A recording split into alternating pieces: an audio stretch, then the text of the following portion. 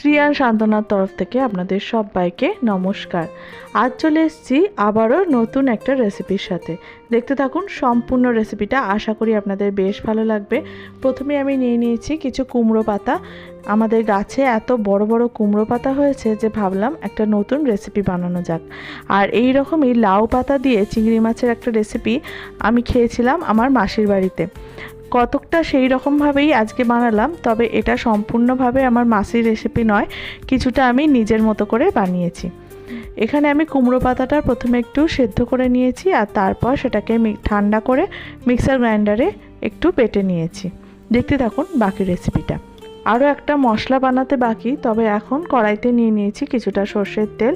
চিংড়ি মাছটা ভালোভাবে বেছে ধুয়ে রেখেছিলাম, ওটাকে নুন হলুদ মাখিয়ে রেখেছিলাম। এবার হালকা করে একদম চিংড়ি মাছটা একটু ভেজে নেব, তারপর মাছটা তুলে রেখে চলে যাব বাকি রান্নাতে। দেখতে থাকুন সম্পূর্ণ রেসিপিটা। আর এইরকমই নতুন নতুন রেসিপি দেখার জন্য শ্রিয়ান সান্ত্বনা অবশ্যই সাবস্ক্রাইব করে রাখবেন। চিংড়ি মাছটা ভেজে রাখার পর এর মধ্যে দিয়ে দিয়েছি আমি কিছুটা কালো জিরে, আর দিয়ে দিলাম অল্প একটু আদা বাটা। আদাটা যাতে না ছিটকোয় সেই জন্য এর মধ্যে দিয়ে দিলাম অল্প একটু জল। তার মধ্যে দিয়ে দিলাম গুঁড়ো মশলাগুলো, যেমন হলুদ গুঁড়ো, জিরে গুঁড়ো, সামান্য একটু ধনে গুঁড়ো। এবার ভালো করে নাড়াচাড়া করে নিয়ে এর মধ্যে দিয়ে দিচ্ছি স্বাদ মতো নুন, আর তারপরেই দিয়ে দিলাম যে কুমড়ো শাকটা বেটে রেখেছিলাম সেটা। শাকের বাটিটা ধুয়ে অল্প একটু জল দিলাম। এবার সব কিছু খুব ভালো করে মিশিয়ে নিয়ে কিছুক্ষণ রান্না করে নেব, যাতে শাকটার সাথে মশলাগুলো খুব ভালো করে কষানো হয়ে যায়। এরপর এর মধ্যে দিয়ে দেবো একটা মশলা। চলুন মশলাটা বানিয়ে নিই। প্রথমেই আমি নিয়ে নিচ্ছি কিছুটা কালো সর্ষে, এরপর আমি দিয়ে দিলাম কিছুটা ছাড়ানো নারকেল, তারপর দিয়েছি কিছুটা পোস্ত আর 3-4টের মতো কাজু বাদাম, আর দিয়েছি কিছুটা কাঁচা লঙ্কা। এই রান্নাটায় কিন্তু খুব বেশি ঝাল হবে না, তাই লঙ্কাটা আপনারা নিজেদের পছন্দ মতো দেবেন। এরপর সব কিছু মিশিয়ে নিয়ে আমি মিক্সার গ্রাইন্ডারে অল্প একটু জল দিয়ে একটা পেস্ট বানিয়ে নেব। এবার দেখুন শাকটা অনেকটাই হয়ে গেছে। এর মধ্যে আমি দিয়ে দিলাম ভেজে রাখা চিংড়ি মাছটা, খুব ভালো করে সব কিছু মিশিয়ে নিলাম। আর এরপরেই এর মধ্যে ওই পেস্টটা দিয়ে দেব, যেটা আমি একটু আগে বানিয়ে রাখলাম।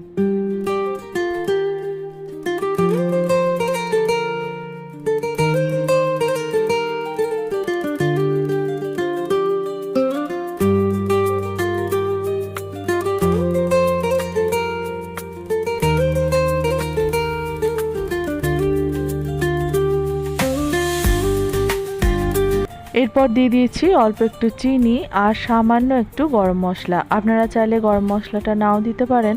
আর এর মধ্যে আমি দিয়ে দিয়েছিলাম একদম শেষে অল্প একটু বাটার। আপনারা চাইলে নামানোর সময় কিন্তু কাঁচা সর্ষের তেলও দিতে পারেন। আর এখানে আমি কাঁচা লঙ্কার পরিমাণটা একটু কম দিয়েছি, যেহেতু আমার ছোট বাচ্চা আছে। কিন্তু আপনারা চাইলে এখানে একদম শেষে কিছুটা কাঁচা লঙ্কা কুচিয়ে দিতে পারেন। কাঁচা লঙ্কার ফ্লেভার আর কাঁচা সর্ষের তেলের ফ্লেভারটাও কিন্তু এই রান্নাতে আলাদাই একটা মাত্রা এনে দেবে। আর এই রকমই নতুন নতুন সব রেসিপি দেখার জন্য শ্রিয়ান সান্ত্বনা অবশ্যই সাবস্ক্রাইব করে রাখবেন।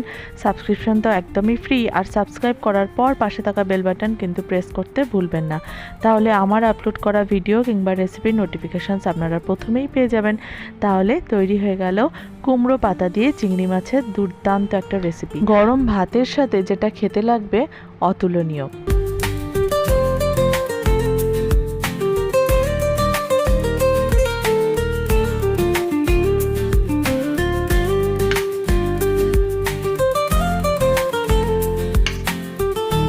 তাহলে আজ এই পর্যন্তই। আবার দেখা হবে খুব শীঘ্রই নতুন কোনো ভিডিও অথবা রেসিপির সাথে। ধন্যবাদ।